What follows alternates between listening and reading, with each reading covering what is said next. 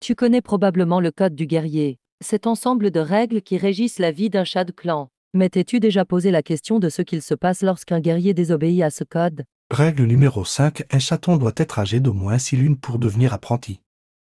Cette règle a été enfreinte par Étoile Brisée lorsqu'il est devenu chef du clan de l'ombre. Il força les chatons de moins de 6 lunes à s'entraîner et à se battre. Beaucoup d'entre eux moururent, parfois de ses propres griffes. Règle numéro 8. Le lieutenant succédera au chef du clan si le chef actuel meurt ou rejoint les anciens.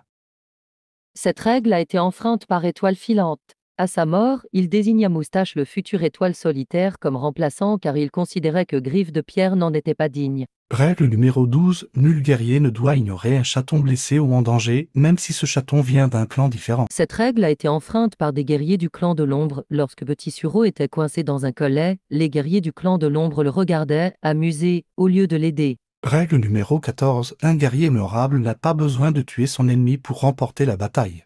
Sauf si cet ennemi ne respecte pas lui-même le code du guerrier ou si c'est une question de vie ou de mort. Étoile du Tigre a de nombreuses fois enfreint cette règle. Il a tué Plume Blanche, Plume Rousse, Vive Vargent et d'autres chats, et a même essayé de tuer Étoile Bleue. Plume de Faucon, son fils, a tué Feuille de Houx et la 5e vie d'Étoile de Feu. Beaucoup d'autres antagonistes ont enfreint cette règle. Règle numéro 7. Un guerrier ne peut devenir lieutenant s'il n'a pas formé au moins un apprenti. Cette règle a été enfreinte par Étoile de Feu car celui-ci a choisi Griffe de Ronce pour le seconder. Ce dernier n'avait pas encore d'apprenti. Étoile de Feu l'a choisi car Feuille de Lune a reçu une vision du clan des étoiles où une barrière de ronces armée de griffes protégeait la combe.